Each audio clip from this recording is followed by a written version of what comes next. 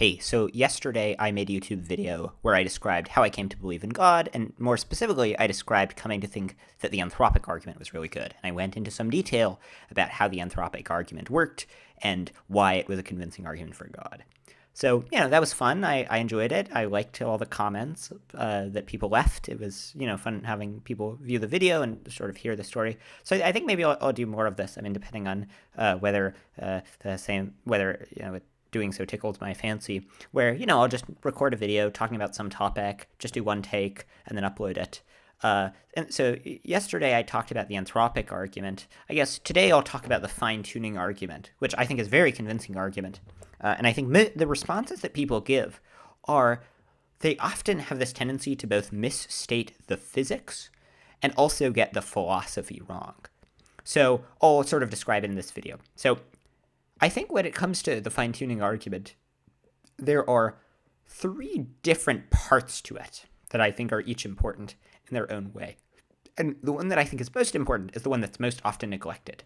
So the first one is the one that's talked about the most, that's rarely neglected, which is just the fact that the constants in physics are such that if you tweak them slightly, no life could arise. So, if the cosmological constant was a little bit stronger, all the stuff would fly apart, no atoms would bind together. If it were a little bit weaker, all the stuff would collapse in on itself. And so it has to fall in this very narrow range. This is true of the cosmological constant. This is true of, I think, the ratio between the weak nuclear force to the electromagnetic force and the weak nuclear force to the strong nuclear force or gravity or something. There are all sorts of these parameters in physics that fall in this narrow range that are required for anything interesting to arise, where it's very unlikely. So you have this range of a huge number of possible values, and then they hit this extremely tiny point among the possible ranges where it can't be either too weak or too strong.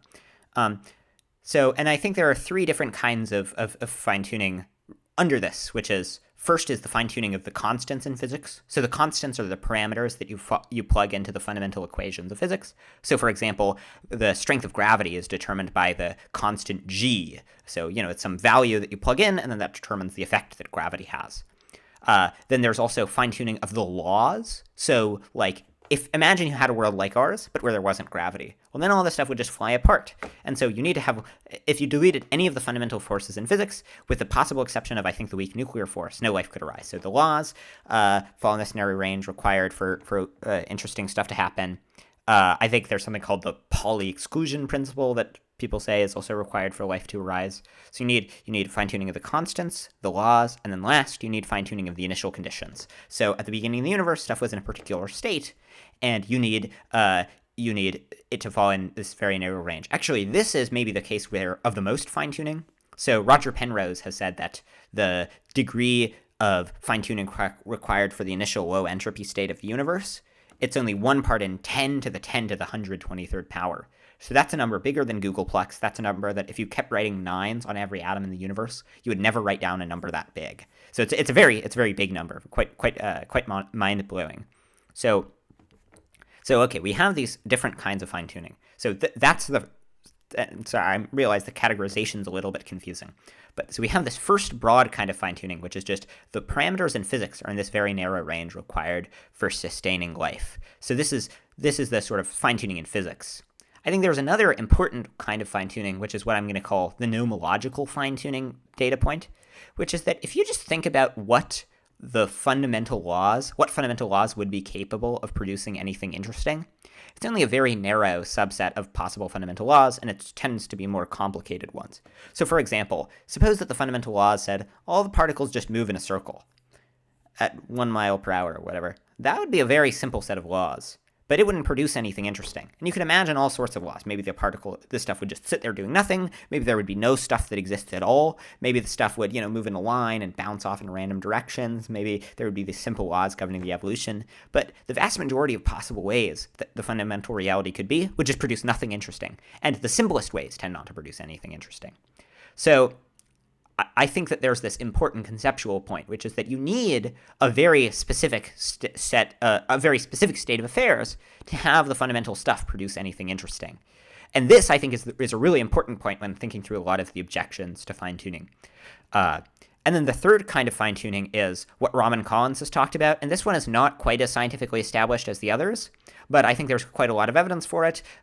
It's been looked over by other physicists. I had a conversation with Raman Collins on YouTube. He's the go-to guy when it comes to fine-tuning, so I trust him a lot, especially when his work's been looked over by other physicists. So what he says is that a lot of the stuff in physics falls in this extremely narrow range necessary to sustain our ability to do science.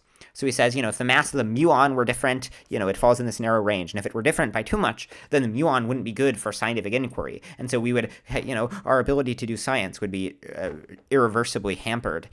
Similarly, there's something called the baryon to photon ratio, which has to do with our ability to calculate the background microwave radiation. Which has to do with our ability to figure out that the Big Bang happened. So if it weren't for this falling in this narrow range of a billion to 1, then we wouldn't be able, where a billion times as many baryons as photons, I think, then we wouldn't be able to figure out that the Big Bang had happened and do lots of science.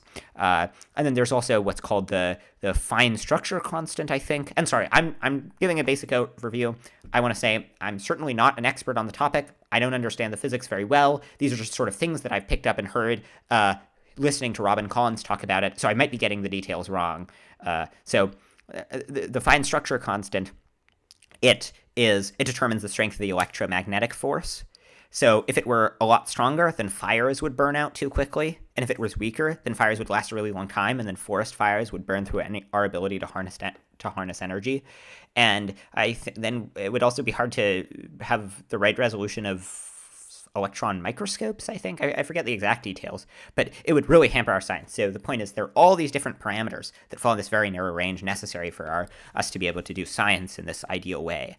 And so you might think that's very surprising that the stuff falls in this narrow range that's ideal for science. And Collins has made these predictions in advance where for a while, he thought that the Higgs boson was not ideal for scientific discoverability when Sean Carroll raised an objection. And then he rechecked the calculations, and it turned out it was ideal. So that's, I think, an impressive case of him making sort of a prediction in advance and turning out to be right. And he sort of, predicted based on his theory that other things would be in this fine-tuning for discoverability, and he turned out that a lot of different things, all the ones he checked, were ideal for scientific discoverability.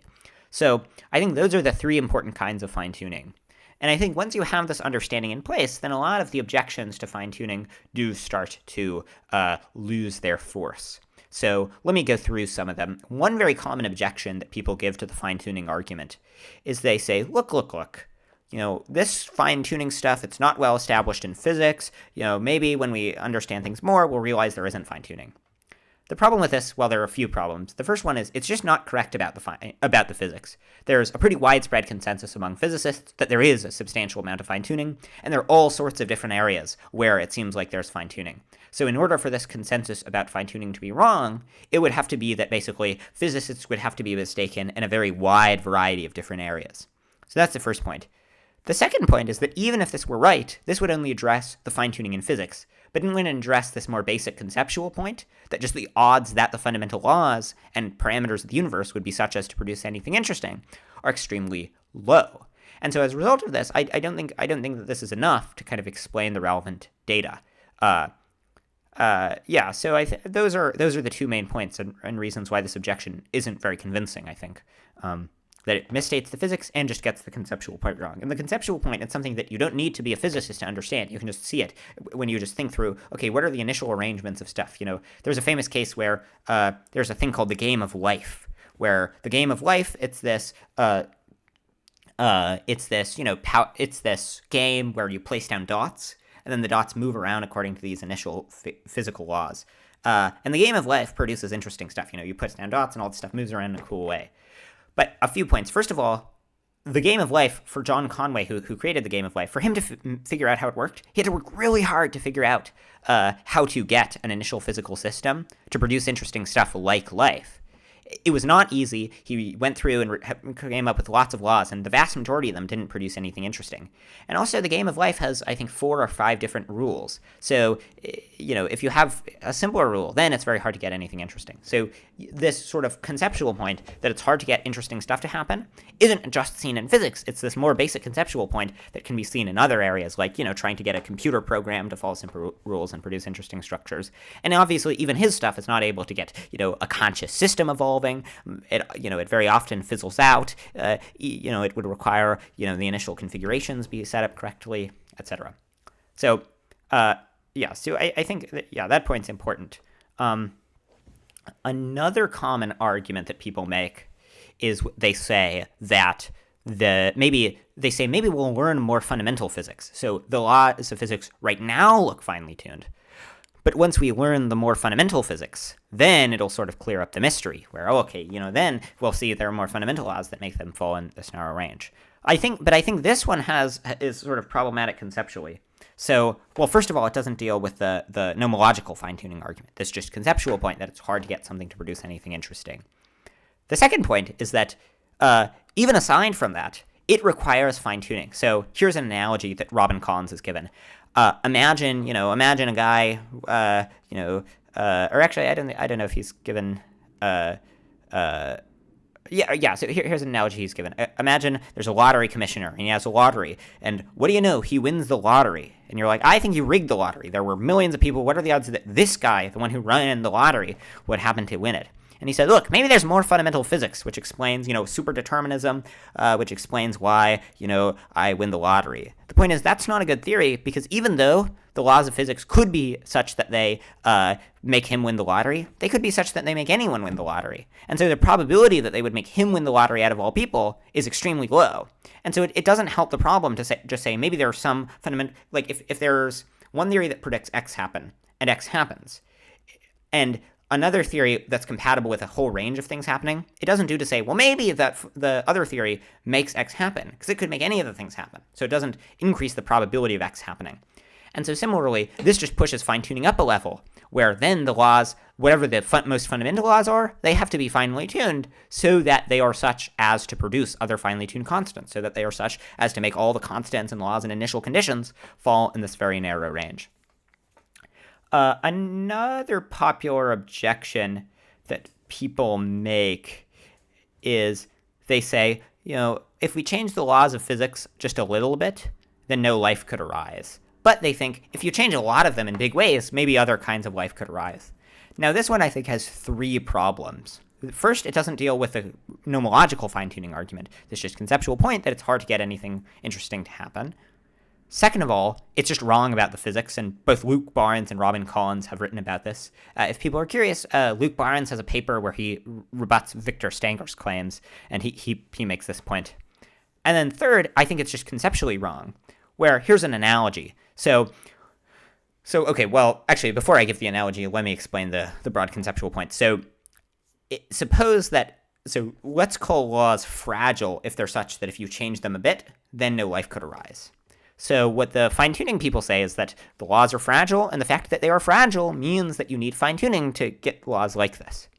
And what the other people say is they say, no, our laws are fragile, but you don't need fine-tuning because a large share of possible laws, there might be many very different laws that are not at all fragile, that are able to produce these sort of interesting arrangements.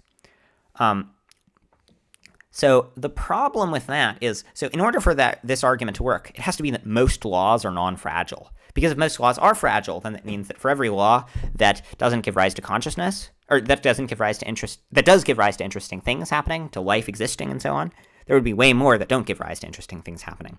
So you have to think for this argument to work that most of the laws are not fragile.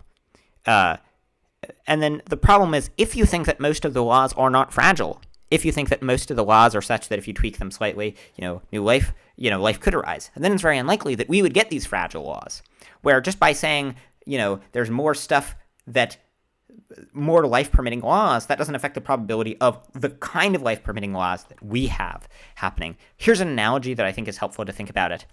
Imagine that there is a house, and there are 2 ways to get into the house. The first one is you enter the code on the front, and there are 10 numbers in the code. So you have to enter 10 numbers correctly, and so you have a 1 in 10 to the 10th chance of that happening. And the second possibility is you enter 2 numbers on the back. So there's a 1% chance of you just being able to get the numbers on the back by chance. Now imagine someone goes through the front by chance. You should obviously think that they're cheating in some way. That what they're doing is not that they knew the code ahead of time, that they didn't guess it. But they could say, look. The prior probability of me getting into the house is pretty high, and so as a result, it doesn't matter. I could have gotten into the back. But the point is, it doesn't matter what the probability is of them getting into the house. It matters the probability of them getting into the house in the way that they did. And so similarly with the constants and laws and parameters in physics, what matters is the probability that they would fall in this narrow range that's required for interesting things to happen, given that the laws, that it's not the probability just that something interesting would happen, it's the probability that we would get the particular laws. So no matter how many other non-fragile laws you posit, that doesn't raise the probability of hitting our particular laws. So I think that argument is problematic. Now, the best response, I think, given on behalf of an atheist or naturalist, is to invoke a multiverse. You say, there's an infinite multiverse, and if there's an infinite multiverse, then it would be expected that life could arise. And then the places where life arises are places where interesting things happen. I think this is the best response, and for a while I was very convinced of it. I thought it was a perfectly fine response. But over time, I've sort of soured on it. And so I think there are 6 crucial problems with it that I'll talk about. Let's see if I can remember all of them. So the first one is, and this is pointed out by Draper, and this is not so much this is not a super strong argument as it's just a way to kind of think it through. So, even if you can come up with some theory of how something would happen if a theory is true, that doesn't mean that the thing happening isn't evidence against the theory.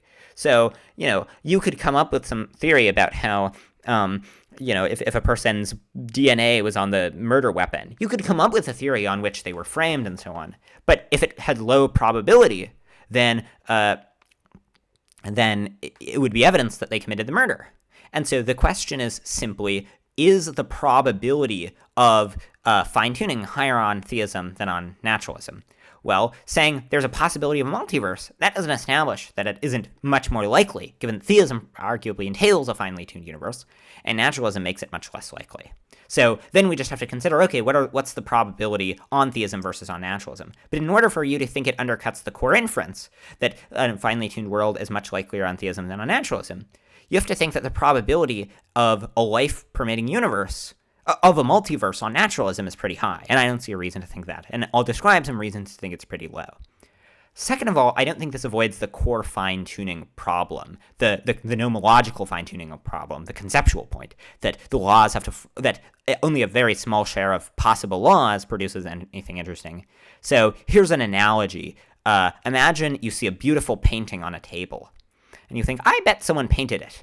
And someone comes to you and they say, no, there's this machine. And what the machine does is it throws together paint randomly until a beautiful painting appears, and then it sets the beautiful painting on the table. It's like, okay, that machine would explain it, but that machine does seem to point to design because it's a very complicated thing that's very unlikely to rise. And so it just pushes it up a level. Similarly, with a multiverse, I think it just pushes the conceptual fine-tuning problem, the nomological fine-tuning problem, up a level, where the question becomes, why is it that the laws are such as to produce a bunch of universes? If you think about the most basic sets of laws, they would not produce a bunch of universes. They would produce, nothing especially interesting. And given that is, I think, the most forceful kind of the fine-tuning argument, I think the fact that it doesn't avoid that is a big problem. Just think through, imagine you were making some laws that just govern how stuff moves around. Would you expect it to create a bunch of universes? No, of course not. And so I think that this is a real problem. The third problem is it doesn't explain fine-tuning for discoverability. So the idea of fine-tuning for discoverability, it was what I talked about before, of how things have to fall in a narrow range, ideal for science. The way that the fine-tuning argument for a multiverse explains fine-tuning is it says, well, only some universes are finely tuned, but you only find yourselves in the finely tuned one. So of course you find yourself in a finely tuned universe. No mystery there. But in contrast, with a fine-tuning for discoverability, you could have been in a world where that was not scientifically discoverable. And so it becomes very improbable that you would find yourselves in a world where you can do science. And so it doesn't solve this kind of the fine-tuning puzzle. The fourth point is the fourth point is that that there's what's called the Boltzmann brain problem. So the Boltzmann brain problem, this is the idea that, so let's start by defining what a Boltzmann brain is. So a Boltzmann brain is a being that has some consciousness, but that exists just as a result of stuff, all the stars align, it randomly fluctuates into existence in outer space and dies a few seconds later. So imagine, stuff is just moving around chaotically, and for a second all the stuff moves in the right way so that a brain appears temporarily and then dies. So it would be a real problem if there are a ton of Boltzmann brains, because that means that you would probably be a Boltzmann brain. That would mean that the vast majority of people with your exact experiences would end up being Boltzmann brains. So then the question is, okay, does a multiverse make it likely that there would be a bunch of Boltzmann brains? Well, I think it does for three reasons. The first one is that, so there's this kind of conceptual point, which is that it's easier to get a small bubble of order than to get a whole lot of order. So in order to have a universe that's capable of sustaining agents like us that are not Boltzmann brains, you need an entire universe that's orderly. In contrast, to get a Boltzmann brain, you just need, a few inches of stuff that's orderly. So it's just much likelier that you'd get a few inches of stuff that's orderly than a full brain. Here's an analogy that has been given by someone, I forget who. I think Robin Collins, yeah. Robin Collins is the main, I think, the best guy on the fine-tuning argument. He has a lot of really interesting stuff to say. So imagine, I have this kind of so imagine there are monkeys typing out typing at typewriters. Eventually, those monkeys will type out Shakespeare if they have an infinite amount of time to type. But way before that, they type out sort of one sentence of Shakespeare or one paragraph of Shakespeare. That's much more likely than them typing out a full book of Shakespeare.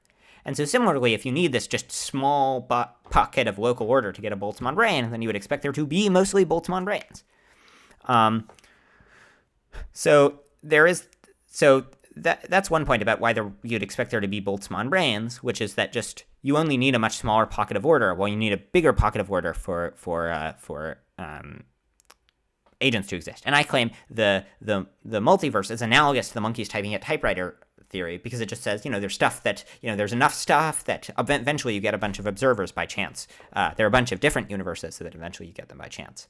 The second point of why it implies the Boltzmann brain problem is that even non-finely tuned universes, where, stuff's just chaos, you could get a Boltzmann brain just arising by accident. And because there are so many more of those, then you would expect most people with your experiences to be Boltzmann brains. And then the third point, and this one's, I think, the most troubling, and by the way, again, this is my understanding based on the physics. I might be getting it slightly wrong. So anyone who knows about physics, feel free to correct me. Though, this is the stuff I've read, and I'm pretty sure that this is basically correct. So the most extraordinary kind of fine-tuning, the kind I talked about before, with a chance of 1 in 10 to the 10 to the 123rd, is fine-tuning for low entropy. So low entropy is the state of disorder in a system. And so we get this really low amount of entropy, where it could be much higher. You need fine-tuning for it to get low entropy. And so if you have fine-tuning for low entropy, then the problem is, so if in those other universes that are high entropy, they have just stuff randomly, chaotically fluctuating around, and so you could get Boltzmann brains. So even once you have all the other stuff in place, you don't have fine-tuning for low entropy, and so then you would get the vast majority of people who are Boltzmann brains. Alexander Pruss has a blog post from 2010 called A Simple Design Argument, which I'll link to if I remember to do so, where he talks about this. And I'll link to a blog article I wrote about this recently, where I kind of talk about the basic point. So I think it runs into this Boltzmann brain problem. Okay, so then going back to the main point about problems for a multiverse, I think there's a fifth big problem for a multiverse, which is that it's actually very difficult to get a multiverse that nicely explains fine-tuning. Because remember, there are three kinds of fine-tuning: laws, initial conditions, and constants. And so it has to be able to vary all of those things. And it's like, if you just think about most multiverse models, most of them would not vary the laws, for example. It's very difficult to get a coherent multiverse model that varies all these things. And so that's just one more constraint on the problem. And then it also has to be able to vary, of course, the initial conditions. That's the fifth point. The last point is, let's say, okay, best case scenario. Atheism, you can give the simple account of a multiverse. That's very likely. I think this would favor theism because, so theism, I think, predicts a multiverse for reasons partly that I explained in the last video, namely that it's good to create a happy person. It's good when a person who's well off comes into existence. And so if God is in a position to create happy people, he wouldn't just stop at like 8 billion people. He would keep going until he'd created all possible people. Maybe he wouldn't create all possible people if you think that's impossible or something, but he would just create a lot of people. And so in theism, you would expect a multiverse. On atheism, I don't think we have a reason to expect a multiverse. There's no in-principle reason to expect it. You need the laws to fall in a very narrow initial range. So even best case scenario, we discover there's a multiverse, which solves the fine-tuning problem. Then you just get some event that favors theism, namely a multiverse. So I think those are the main problems people raise for the fine-tuning argument. Another common objection that people give is they say, well, we can't actually do probabilistic reasoning over the values of the constants because we don't know what the possible values of the constants are. This, I think, it can be attractive at first, but I think it's confused about the way to do probabilistic reasoning. So imagine a person, guy gets 10 royal flushes in a row. And you're like, I think you're cheating. And he says, whoa. Why do you think I'm cheating? We don't know what the ultimate theory of physics is that tells us under what conditions a person will get cards. We don't, we don't have a complete story and how, if we were determinists, we don't know what the initial laws are that'll get people cards. And so maybe it's something that gets 10 royal flushes. But the point is, even though that's possible, it's not likely because you could have a set of, you could have the laws get any sequence of cards. So it's very unlikely that they'd get royal flushes over and over again. And similarly, even if you don't know what the ranges for the laws are, if there are all sorts of different ones that it could, in theory, be, then it's very unlikely if you get in this narrow range where it doesn't happen to be any of those things. Here's an analogy that I've given in the article linked below. Imagine, in sort of science fiction fashion, we step outside of the universe. So we exit the universe, and we discover our universe was birthed from another universe that brought ours into existence. And we're considering two different hypotheses. The first hypothesis is the universe was just birthed naturally from the creation of a black hole, where the black holes are such that, they just copy the laws of physics of the initial universe. The second possibility is that the aliens in this earlier universe created our universe. And let's stipulate the aliens don't know the laws of physics in their own universe. Okay. So they don't know what the laws of physics are in their universe. All they know is that, they know what kind of, they don't know the laws of physics in their universe. So we read the aliens' detailed plans of what kind of universe they're going to make. Well, it turns out they describe, they're going to make gravity like this, and it matches exactly how gravity works in our world. Then we're going to make the electromagnetic force like this, and it matches how it works in our world, etc. In that case, I think you would have really strong evidence that the aliens were successful in their task, that they created our universe, even though you don't know the possible values of the constants in the aliens' universe. They could be all sorts of things. Because the point is, if there are a wide range of things, even if there's no physical mechanism mediating between possible outcomes, if there are a wide range of different outcomes that are conceptually possible, and one theory predicts them turning out one way, and the other one does not predict them turning out any particular way, then it favors the theory that predicts them turning out one way. I give some other analogies that should hopefully clarify the point in the article. But so I think that this objection is just clearly mistaken. So in sum, then, I think the fine-tuning argument just straightforwardly works, where the odds of the fine-tuning arising by chance are extremely low, where there are all sorts of different laws of physics that have to fall in this absurdly narrow range in order for anything interesting to happen, and where it's a very convincing piece of evidence for the existence of God. I think, it's escapable. If you're already sufficiently confident that there is no God, maybe you can come up with a good argument, but I think it's just one more thing that theism explains far, far better than naturalism. So anyways, I guess that's it for now. Thanks for watching, everyone, and have a good one.